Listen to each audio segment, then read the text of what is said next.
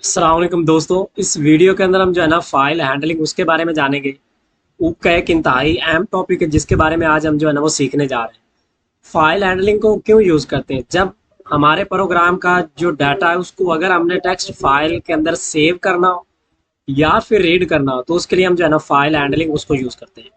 अब file handling वो तो हम इसमें सीखने वाले हैं। अब इसके लिए जो है ना हम सबसे पहले फाइल के अंदर जो है ना वो डाटा इंटर कैसे करेंगे। इंटर करने के लिए हम ओ एफ स्ट्रीम उसको यूज़ करेंगे और रीड करने के लिए हम आई एफ स्ट्रीम उसको यूज़ करेंगे।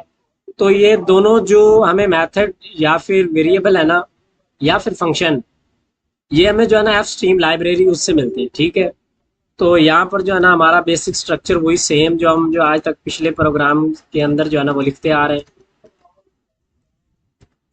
और यहाँ पर सेम जो है ना आपने एक और लाइब्रेरी जो है ना वो क्रिएट कर लेनी, उसका नाम रखना एफ स्ट्रीम, जिससे हमें जो है ना वो फंक्शन मिलेंगे जिसकी मदद से हम फाइल का डाटा जो है ना वो सेव भी करवा सकेंगे और रीड भी कर सकेंगे। तो यहाँ पर जो है ना मैं एक और जो है ना लाइब्रेरी स्ट्रिंग टाइप की वो भी डिक्लेयर कर लेता हूँ, क्योंकि जब हम डाटा रीड करेंगे तो उसके लिए हम जो है ना पहले एक स्ट्रिंग वेरिएबल बनाएंगे, फिर जो है ना गेट लाइन मेथड के जरिए उसको जो है ना वो कॉल करेंगे, रीड करेंगे। तो यहाँ पर ठीक है, using name space STD then main function. अब देखें, सबसे पहले मैंने कहा कि जो है ना अगर हमने फाइल के अंदर जो है ना डाटा सेव करवाना है तो उसके लिए हम जो है ना ओ एफ स्ट्रीम उसको यूज़ करते हैं। अब देखें, सबसे पहले मैंने लिखा ओ एफ स्ट्रीम,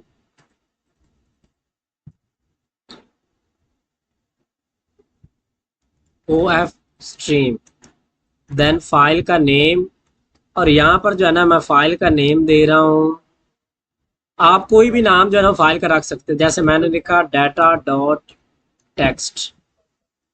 ठीक है, और यहाँ पर जो है ना डाटा डॉट टेक्स्ट, यहाँ पर मेरी फाइल जो है ना वो बन गई। लेकिन इस फाइल के अंदर जब हम डाटा इंटर करेंगे तो उसके लिए फाइल कीवर्ड देन हमारा जो है ना सी आउट के साथ जो हम ऑपरेटर जो है ना उसको यूज़ करते हैं, डबल लेस देन साइन, वो यूज़ करना। यहाँ पर आप कोई भी डाटा जो है ना अपनी मर्जी के इंटर कर सकते हैं। जैसे मैं कह सकता हूँ कि जैसे फाइल हैंडलिंग कर रहे हैं तो मैं यही कह सकता हूँ कि store the data for file handling. ठीक है, store the data for file handling.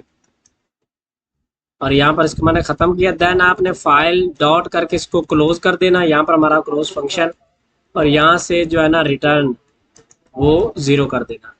अब हम जो है ना इसको एग्जीक्यूट करके देख लेते हैं।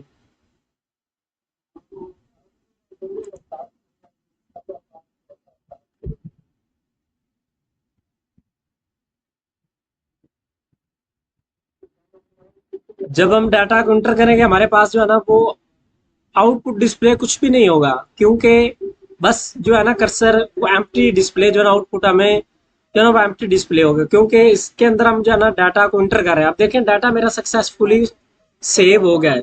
जहाँ पर आपके ये प्रोग्राम सेव हो रहे हैं ना वहाँ पे आप जो है ना चेक कर सकते थे। जैसे कि मैंने इस फाइल का नाम रखा है डाटा डॉट टेक्स्ट, तो मैं आपको दिखा सकता हूँ उसके अंदर मैंने जो है ना डाटा, ये आप देख ले मेरी फाइल क्रिएट हुई है डाटा डॉट टेक्स्ट। अगर इसको मैं जो है ना वो ओपन करूँ तो जो भी इसके अंदर मैंने टेक्स्ट इंटर किया था वो भी शो होगा। ये देखें, store the data for file handling,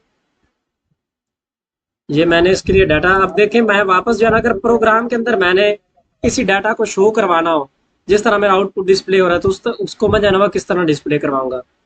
तो उसके लिए सबसे पहले मैंने जो है ना डाटा राइट करने के लिए हम ओ एफ स्ट्रीम को यूज़ करते हैं, डाटा को डिस्प्ले करवाने के लिए हम आई एफ स्ट्रीम यूज़ करते हैं। अब यहाँ पर जो है ना मैं आई एफ स्ट्रीम उसको यूज़ करूँ, देन फाइल, और सेम जो आपने फाइल का नाम लिखा जिस पर आप डाटा जो है ना स्टोर करवा रहे हो वो सेम फाइल का नाम।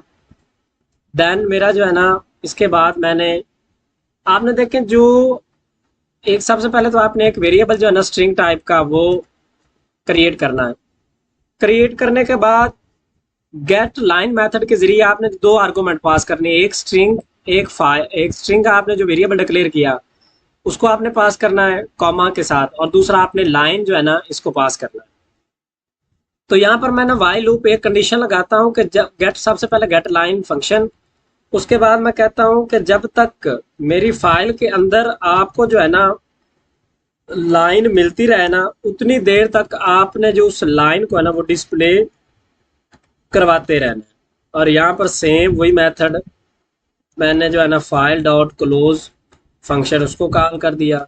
देन नीचे जो है ना वो रिटर्न 0। तो इसको जो है ना मैं इसको दोबारा का एग्जीक्यूट करता हूँ, देखता हूँ क्या मेरा ये जो है ना वो सक्सेसफुली काम कर रहा है या फिर नहीं। पहले हमने जो है ना राइट किया था, अब आप देख लें कि जो मैंने डाटा पहले स्टोर करवाया था, राइट किया था सेव, वो मेरी एक सेपरेट फाइल बनी। तो अभी देखें वो फाइल ओपन भी हो गई।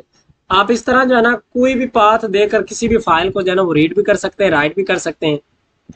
ये था आज का हमारा टॉपिक फाइल हैंडलिंग। तो फाइल हैंडलिंग हम इसलिए यूज करते हैं जब हमने प्रोग्राम का डाटा टेक्स्ट फाइल के अंदर उसको सेव करना हो या रीड करना हो, तो उसके लिए हम जो है ना फाइल हैंडलिंग यूज करते हैं।